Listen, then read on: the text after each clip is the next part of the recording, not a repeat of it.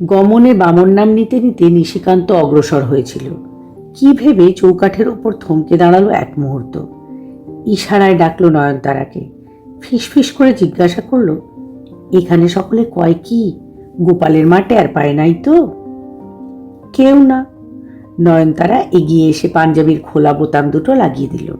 কেউ না, আমি সব ঠিক কইরা রাখছি, তোমার ভাবনা নেই।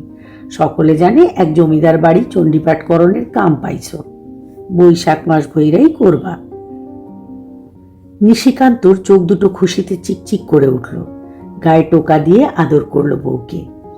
এই বয়সে যতটা মানায় ততটাই ভ্রুভঙ্গি করে নয়নতারা বলল, পণ্ডিতের মাইয়া না আমি, কিসে ব্রাহ্মণের সম্মান থাকে জানি না।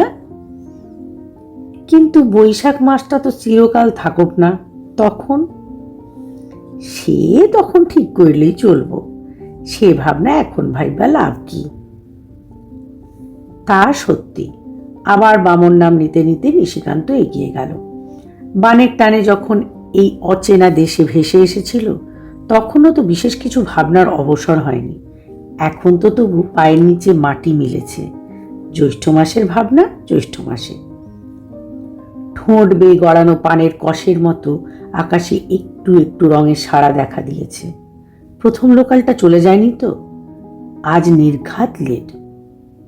যায়নি, কিন্তু নিশিকান্ত সিগন্যালটার কাছাকাছি আসতে না আসতেই গেল। বোকার মতো নিশিকান্ত গার্ডের পেছনের লাল আলোটার দিকে চেয়ে রইল কিছুক্ষণ।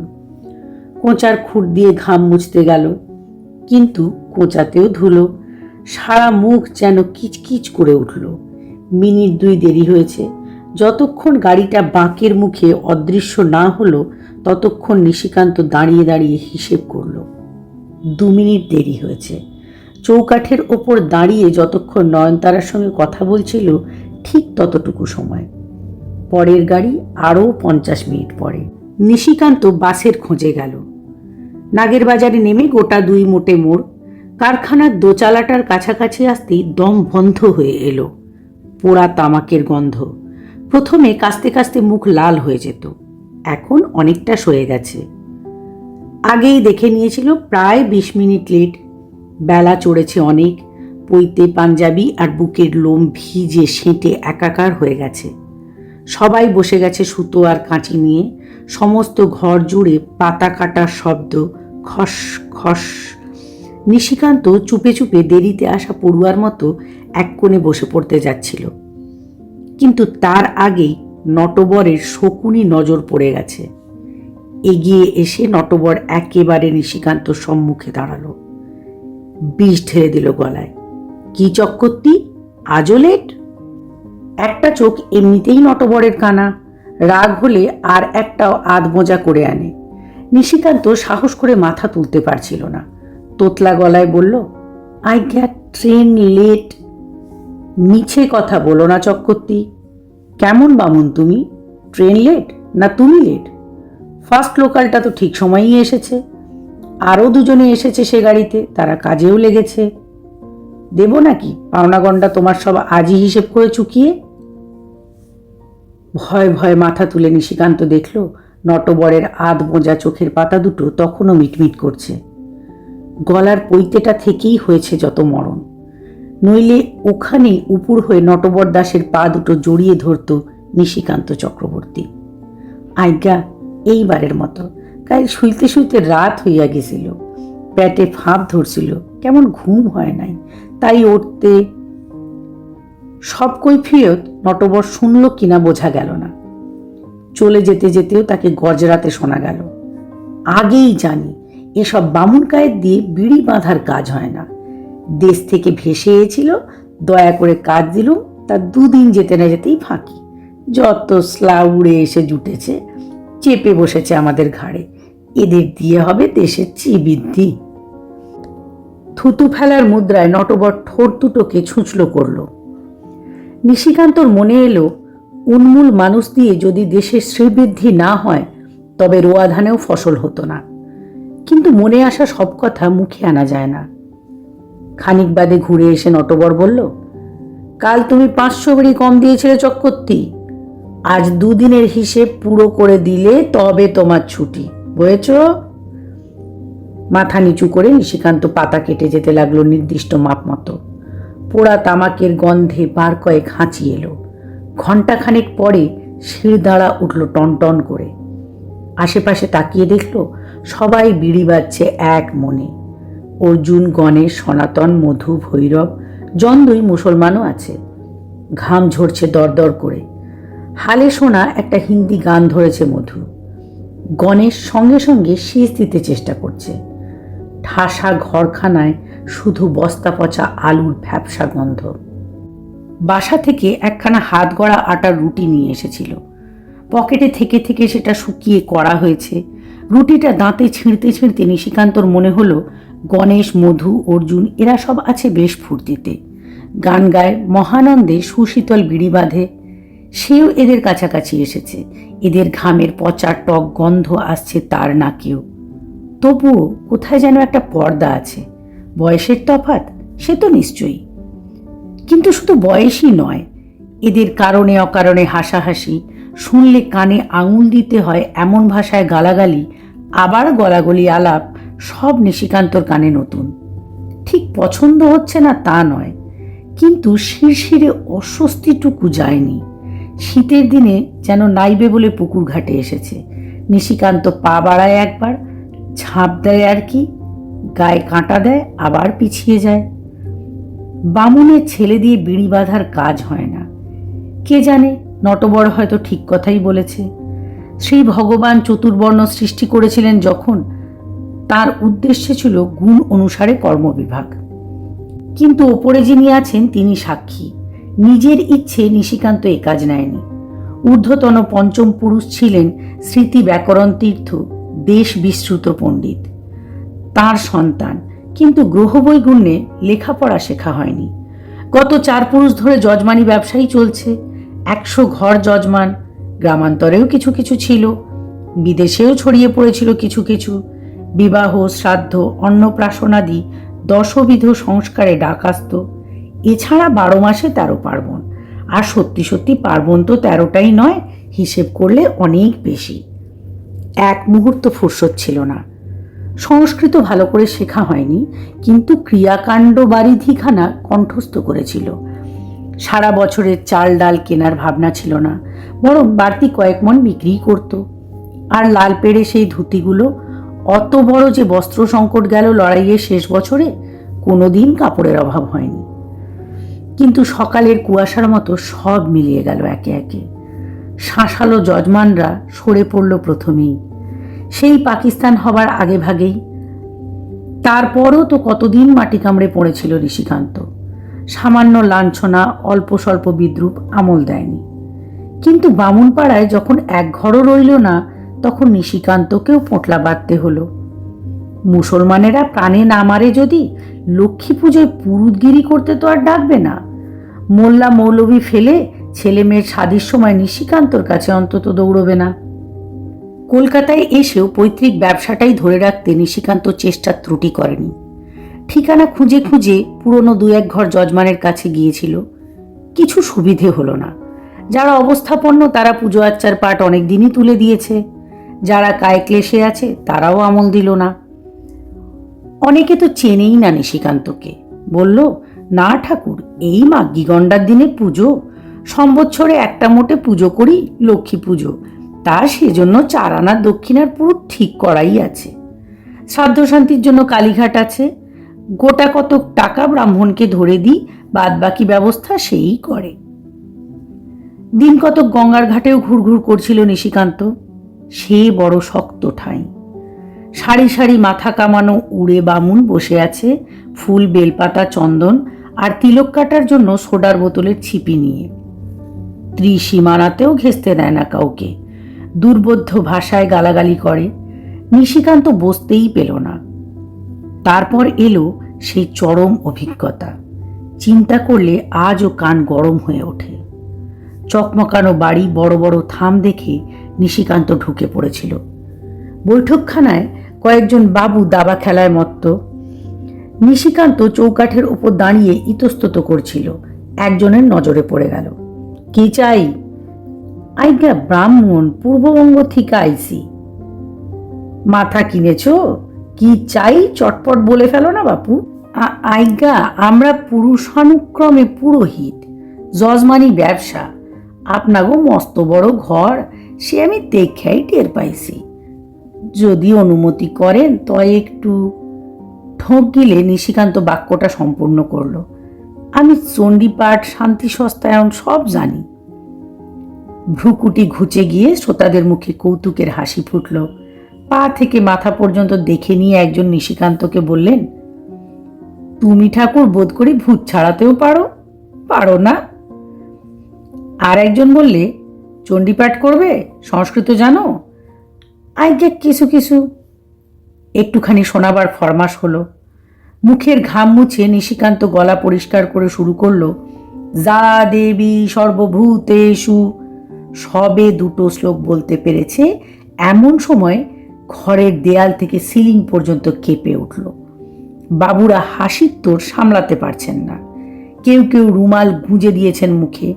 থামো ঠাকুর, এসব বাঙাল উচ্চারণ এখানে চলবে না, বুঝলে? অন্তস্থ জয়ের উচ্চারণ আর একটু শ্রদ্ধা ভরে করতে শেখো। থতমত খেয়ে নিশিকান্ত জিজ্ঞাসা করলো, কেন, ভুল হইছে বাবু? ভুল? বিলকুল ভুল বাবা, বিলকুল। চণ্ডীপাঠ তো আর তোমাকে দিয়ে হবে না চাঁদ। তুমি বরং জুতো সেলাই করতে শেখো, কাজের কাজ হবে, 2 পয়সা ঘরে আসবে। বলতে বলতে একজন সত্যিই জুতো পরা পা দুখানা নিশিকান্তর দিকে ধরল। নিশিকান্তর চোখের পলক পড়ছে না। কান দুটোর মধ্যে কে যেন অসংখ্য তেঁতুল বিচি ঝাঁকাচ্ছে। দাঁতে ঠোঁট চেপে বহু কষ্টে সামলে নিলে। মাথা নিচু করে কখন যে বেরিয়ে এসেছে নিজেই টের পেল না। উপবিত স্পর্শ করে কঠিন অভিসম্পাদ দেবে একবার মনে হয়েছিল, কিন্তু কলিযুগে ব্রহ্মশাপও ব্যর্থ। নিজের কাছেই নিজে কঠিন এক প্রতিজ্ঞা করল নিশিকান্ত। নতুন কিছু চেষ্টা করতে হবে। ব্রাহ্মণ্য অভিমানের ময়ূরপুচ্ছ আর না। অভিমান গেল, কিন্তু সংস্কার গেল না।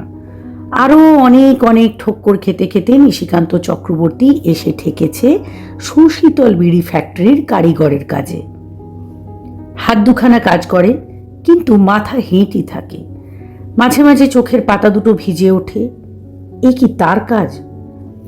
ক্যাম্পের কেউ টের পায়নি। পাখি ডাকার আগে নিশিকান্ত বেরিয়ে পড়ে। গায়ে পাঞ্জাবি, পায়ে জুতো। এখনো অনিশ্চিত সরকারি ডলি যাদের একমাত্র ভরসা, তারা ঈর্ষাক্লিষ্ট চোখে চেয়ে থাকে।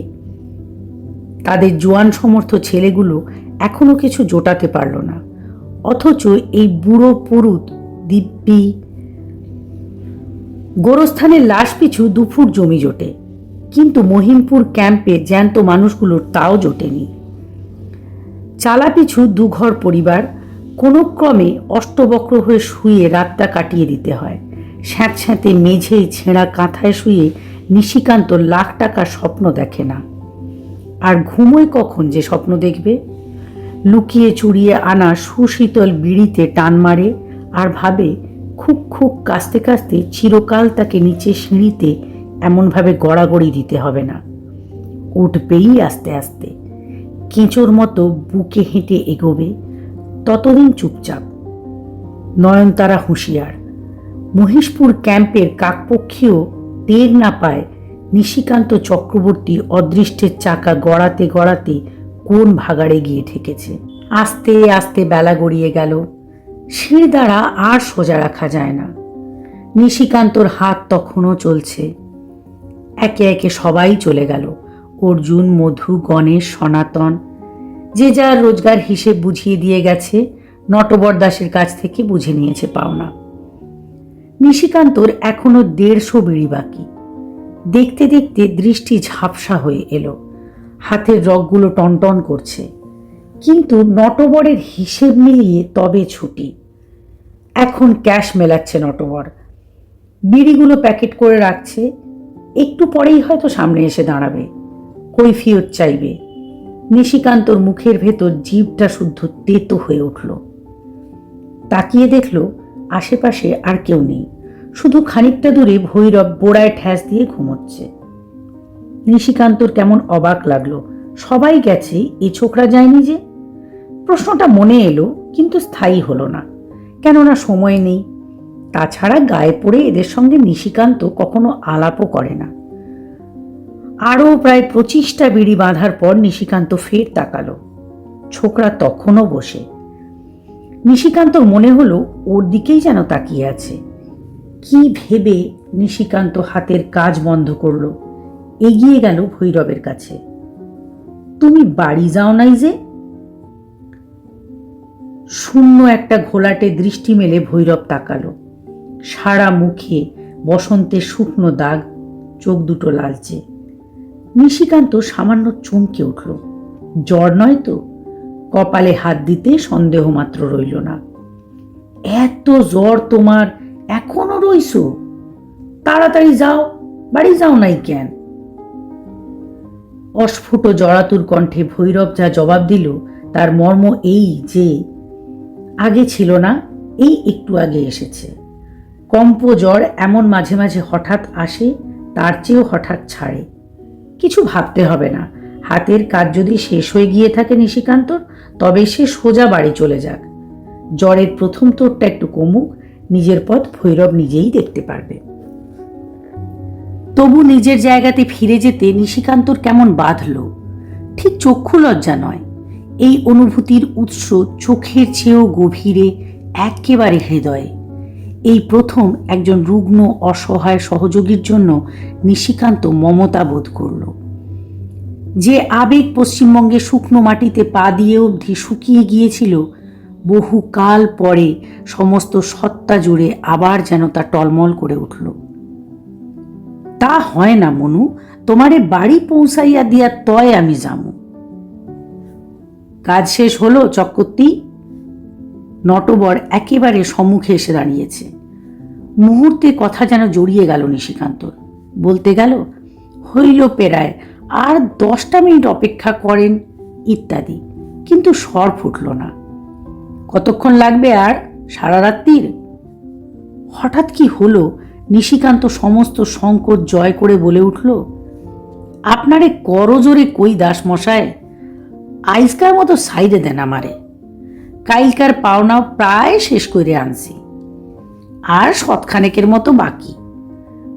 ভৈরবকে দেখিয়ে বলল, এর দেখি অসুখ করছে, বাড়ি না দিয়ে আইলে তো চলবে না। কি কাকুতি ছিল নিশিকান্তর কণ্ঠে কিংবা করজোড়ে, নটবর আর কিছু বলল না। সেদিন শুধু নতুন অভিজ্ঞতা হয়নি নিশিকান্তর, নতুন অনুভূতিও এসেছে। 5 জনের সঙ্গে পাশাপাশি বসে এতদিন কাজ করেছে, সামান্য মুখ চেনা গোছের ছিল।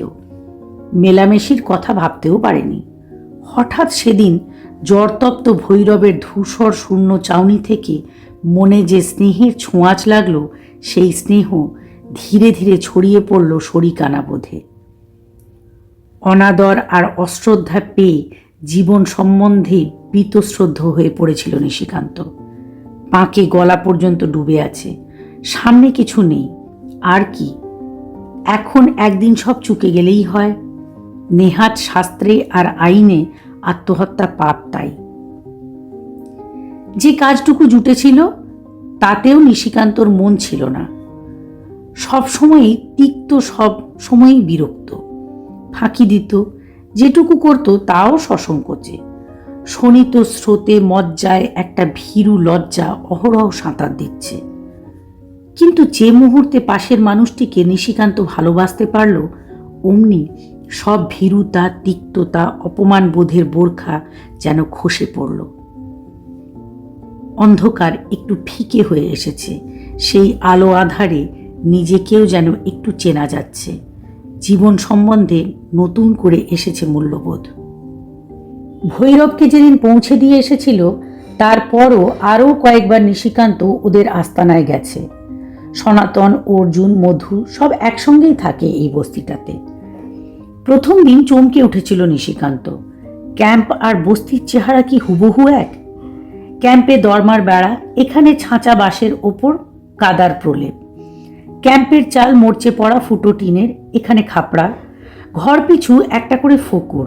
প্রাথমিক উদ্দেশ্য বোধহয় ছিল জালনা হিসেবে ব্যবহার করার, কিন্তু স্থপতির সেই স্পেকুলেশন ব্যর্থ হয়েছে। এখন সেই ফোকরের মুখ জুড়ে মাকড়সার পুরু জাল। তার নিরাপদ আড়ালে পাখির বাসা। চড়ুইগুলো বাইরের আলো হাওয়ার বিরুদ্ধে নিরন্তর সত্যাগ্রহ করছে। প্রথম দিন দম বন্ধ হয়ে এলো, তবু মনে হলো চেনা চেনা। এর আগেও এখানে নিশিকান্ত এসেছে, কিন্তু কবে মনে পড়ল না। কিন্তু 2-4 মিনিট যেতে না যেতেই আচ্ছন্ন ভাব কেটে গেল। আশ্চর্য, আগেই বোঝা উচিত ছিল তার। মহিমপুর ক্যাম্পের 6 ফুট 8 ফুট খুপড়িতে পা দিয়েই প্রথম দিন এরকমই অনুভূতি এসেছিল। মনে হয়েছিল ছুটে বেরিয়ে আসে। খাপড়ার কোটরের ভিজে মাটির এই ভাব, এই ঘাম পচা গন্ধ, চোখ জ্বলা ধোঁয়া আর চাপ চাপ অন্ধকার, সব যেন মহিমপুর ক্যাম্পের। এতক্ষণ না চিনে ছিল কি করে? মনের মধ্যে যে উঁচু নিচু বোধটুকু তখনও ছিল, বার কয়েক খেপে খেপে যেন সমতল হয়ে গেল। অদৃষ্ট নিশিকান্ত চক্রবর্তীর খোরাক এই অন্তজ মানুষগুলোর সঙ্গে একই শানকিতে বেড়েছে। আলাদা পংক্তিতে আসনের বিড়ম্বনা আর কেন? দিন 5-7 পরে একদিন বাসায় ফিরে নিশিকান্ত নয়নতারার মুখে একখিলি পান গুঁজে দিল। নয়নতারা প্রথমে বুঝতে পারেনি। মশলার স্পর্শে জিভ সরস হয়ে উঠতেই মুচকে হাসল। পান? আজ হঠাৎ পান কেননের শখ হইল যে? পয়সা সস্তা হইছে। নিশিকান্ত জবাব দিল, কিনি নাই, পাইলাম অমনি। আমিও একটা খাইছি। নয়নতারা দেখল নিশিকান্তর বরাবরের বিড়ি খাওয়া পুরু কালো ঠোঁট আজ হঠাৎ টুকটুকে হয়ে উঠেছে। ছিল কৌতুক, এবার হলো কৌতূহল। ক দেখি কি বৃত্তান্ত? বৃত্তান্তটা নিশিকান্ত বলল বই কি, বেশ সাড়ম্বরেই বলল। সুশীতল বিড়ির ফ্যাক্টরি থেকে যা আয় তাতে কারিগরদের চলে না। ওরা কিছুদিন আগে সবাই মিলে একটা পানের দোকান দিয়েছে গোড়া বাজারে। ছোট দোকান, সকলের চাঁদায় তৈরি। কারখানায় ছুটি মতো সবাই পালা করে এখানে বসে। অর্জুন, সনাতন, ভৈরব। পানের সঙ্গে বিড়িও আছে। ঠিক মতো চালু হলে সিগারেটও রাখা হবে। তার কিছুদিন পর শরবত নিশিকান্তকেও নিয়েছে ওদের দলে। রোজ 2 ঘন্টা করে দোকানে বসে নিশিকান্ত। তারপর থেকে রোজই নিশিকান্ত বাড়িতে ফেরার সময় 2-4 খিলি করে পান নিয়ে আসতে লাগলো। এই পানটা নতুন মশলা দিয়ে সাজা, এর নাম রসখিলি। 1 খিলির দাম 1 আনা। কও কি? ঠিকই কই, তুমি আর কয় রকমের পান দেখছো গোপালের মা? কাশিতে পাওন যায় টাকা টাকা খিলি পান। একটা খাইলে তার গন্ধে ভোমরা সুইটটা আসে। নিশিকান্ত অযোধ্যার শেষ নবাব ওয়াজেদ আলী শাহর গল্পটাও বলে। পান খেয়ে নবাব সাহেব পিক ফেলতেন যখন, 2-3 মাইল দূরের লোকেও টের পেত। হবে না কেন? তা তো আর সাধারণ মশলা নয়, মণিমুক্ত দিয়ে সাজা। পানের মধ্যে মণিমুক্তা? ঠিক বোঝা যায় না। নয়নতারা বিস্মিত হয়, না অবিশ্বাস করে। মিটমিটি হাসে নিশিকান্ত। বিশ্বাস হইল না? রাজা বাদশার কাণ্ড তুমি কি বা দেখছো গোপালের মা? দেখেনি নিশিকান্ত। বলা বাহুল্য, সব গল্পই সহকর্মীদের কাছ থেকে শুনেছে। আর একদিন আনলো 1 খিলি পান, তার নাম হিমখিলি। মুখে দিয়েই নয়নতারা টেনে আনলো বাইরে। অপ্রতিভ হয়ে নিশিকান্ত জিজ্ঞাসা করল, কি জিভ পড়ল নাকি? পড়ে নাই, অবশ হইয়া গেছে, এত ঠান্ডা। বরফের উপর রাখা যে, আজকাল এই পানি খরিদ্দার পছন্দ করে। মিঠে বাংলা, ছাঁচি, রসখিলি, হিমখিলি, তাম্বুলা, ঠোঁট আলতা। নাম শোনে নয়নতারা আর ঠোঁট উল্টায়। ইস, পানের তো খিলি, তার নামেরা তো বাহার। নতুন প্রেমে পড়ার মতো লাজুক ছোপ লাগে নিশিকান্তর গালে। হইবে না? পান সাজন সোজা কর্ম বলে মনে করছো নাকি? এ কি ঘরের পান যে সুপারি আর খয়ের চুন মিশাইলেই হইল? ঠিক গুছিয়ে বলতে পারে না নিশিকান্ত। উত্তেজিত রসনায় সব কথা কেমন যেন এলোমেলো হয়ে যায়। বোধহয় বোঝাতে চায় পান সাজাও একটা আর্ট। সামান্য মশলা মেশানোর 19-20-এ রসনায় রসসঞ্চারে তারতম্য ঘটে। আর তো সবই।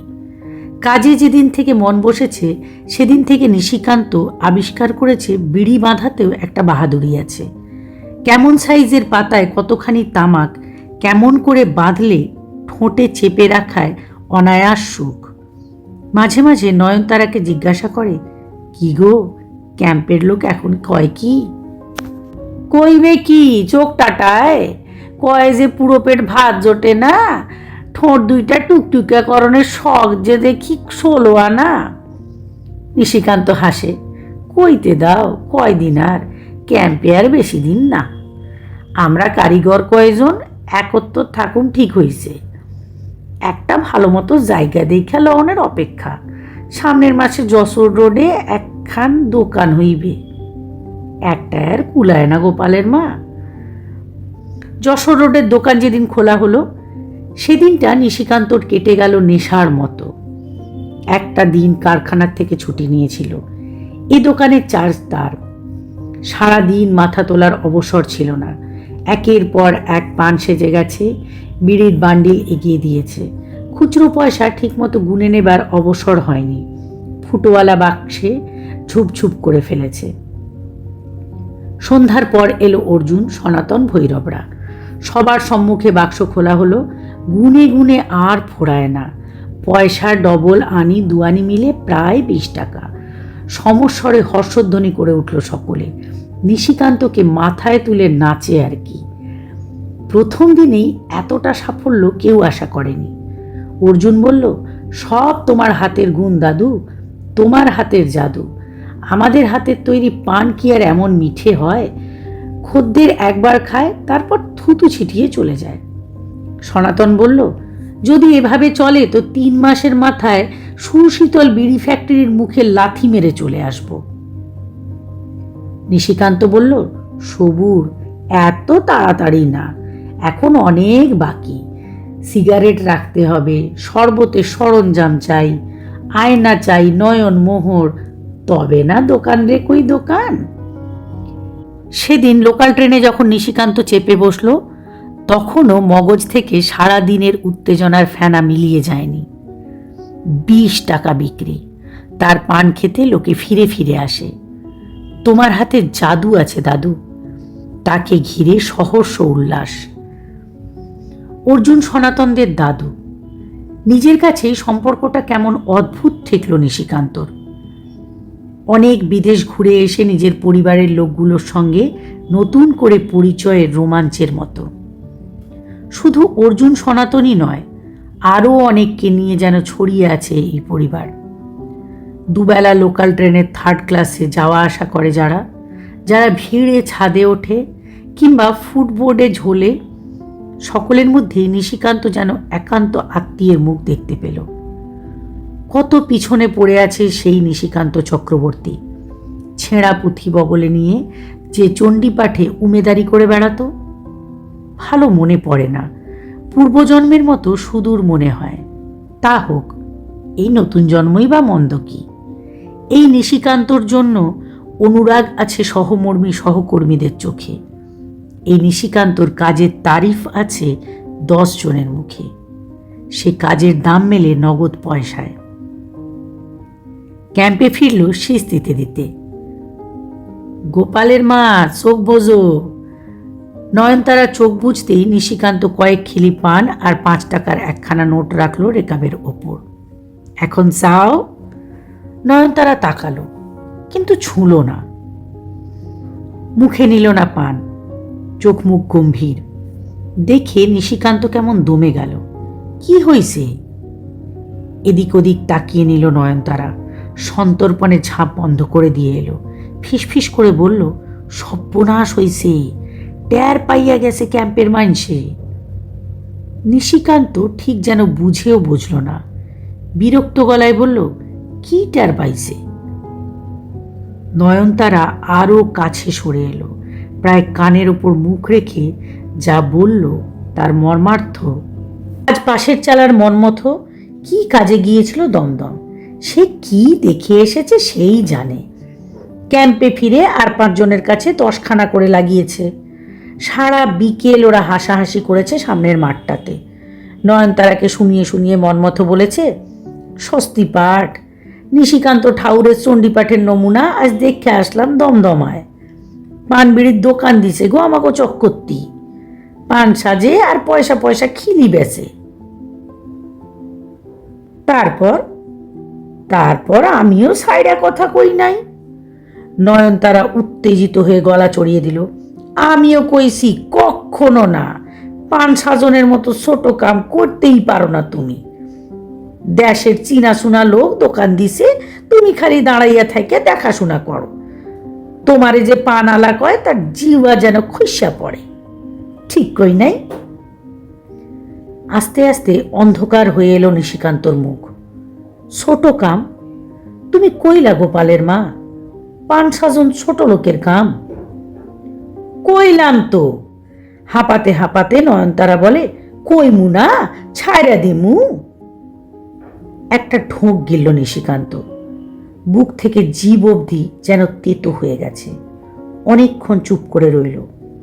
তারপরে আহত সুরে ধীরে ধীরে বলল, গোপালের মা, একটা কথা কই তোমারে। আমারে পান আলা কইয়া যত না অপমান করছে মন মতো, পান সাজনের নিচা কাম কইয়া তার থেকে কম অপমান করলা না তুমি।